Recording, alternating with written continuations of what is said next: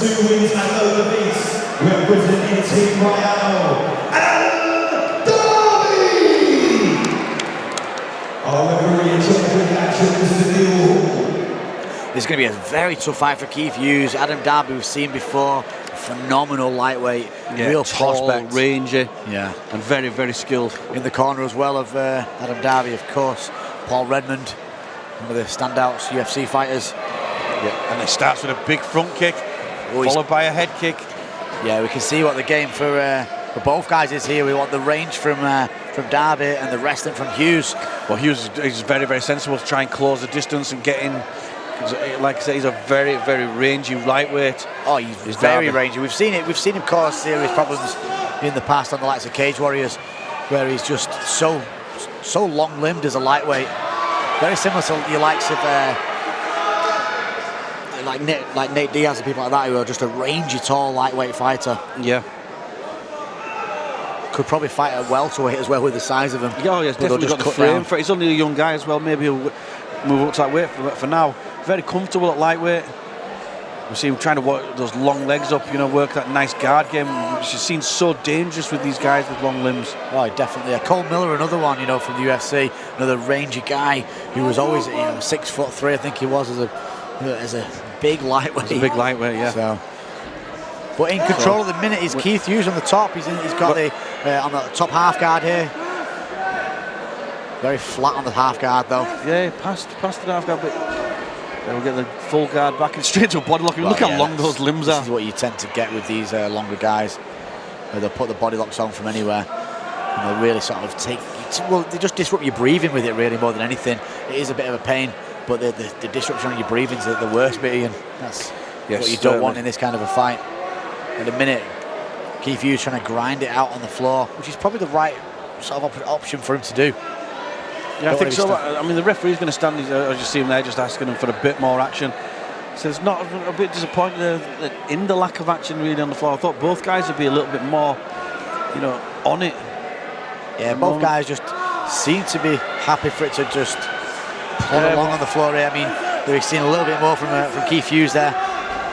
Yeah, but he's left himself open to a triangle attack. Although he's defended it well, kept his head down, got his arms back in. Looking to pass now into side control. Took a ping on the chops there as well. It's quite unorthodox grappling here from Keith Hughes. Just grabbing on and throwing the odd punch. Not mass amounts going, from the top. Not huge amounts of punches or real heavy hits or anything like that. And I think Neil Hall might stand this up because there's not a great deal happening here. No, I mean, he did ask for a bit more action earlier, but he got a little bit of that. Hughes sort of stood up, started to throw some ground pound like he's doing now, which is a little bit better, but he risked the sweep. He nearly got swept last time.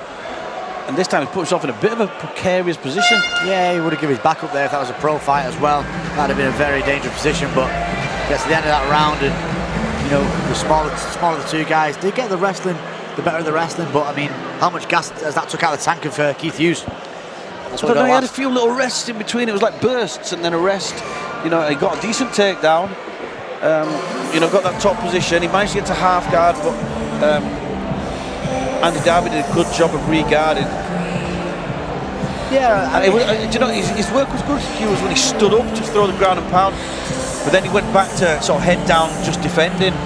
I'd like to just have seen a little bit more of the attack, but again, let's not underestimate Darby, who probably could have swept him if he'd stayed up too long. Yeah, he could have. That was the thing. I mean, if you look from the bottom as well, what Darby was doing, he was trying to go for that triangle. He was trying to thread that leg through.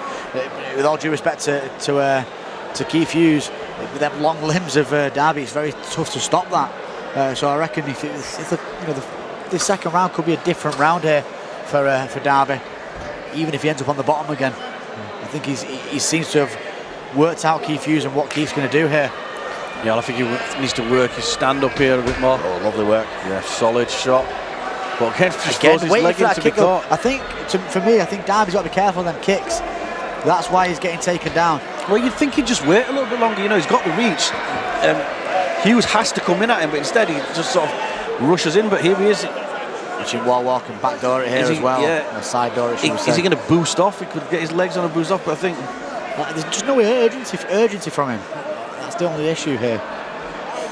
No, and that'll give the fight to Keith Hughes. Hughes trying to take the back. Well done there from Darby though, pushes him off. Hughes still trying to control the back, hold it on his ear to the spine.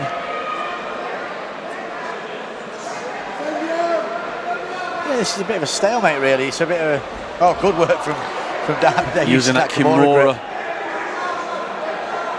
He could thread that leg through and go for a reverse triangle here. He's got that leg caught. I think I'd look to drag that leg through now, Ian, and try and catch that arm. Triangle up from the back. Reverse triangle, or he might be going for an armbar. I think he's looking to switch to the armbar. Slipping out. Well defended there from Hughes. He gets back to his feet. Yeah, good shots as well from Darby. Well done there from Hughes to get back to his feet. Yeah. Darby, solid knees in the clinch just with that height. Some nice body shots for the punches from Hughes. So he's got a sprawl there. He's got to just sprawl on top. There we go. Put the pressure on now from the top. This is not looking good for Keith Hughes now. He looks very tired. Shot his ball? He looks very tired. He does, doesn't he? Yeah, I thought he might have done that in the first round. And this is, we've got over a minute left. He's let the hooks go in so easily there. Didn't really defend. Arm across the neck, and that's it. And that's going to be a real tight joint if he get under the chin. Even though he's not underneath the chin, I think that could be the beginning of the end. Oh, he's trying to push the elbow up. He's opened his chin up there.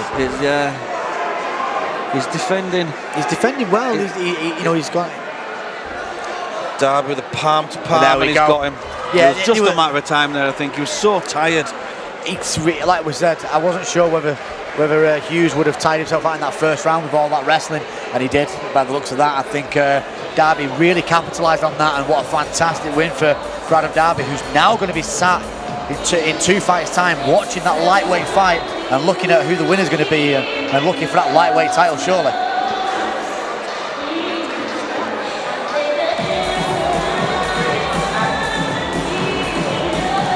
We're going to pass over to Lance Murdoch for the official decision.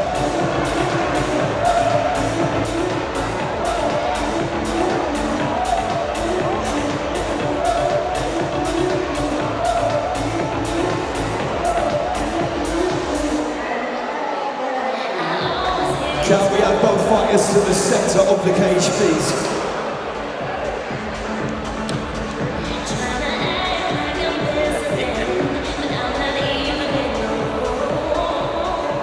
Ladies and gentlemen, our referee stopped the action at 2 minutes 16 seconds of the second round, and the winner, by way of rear naked choke, in the blue corner, Adam Darby!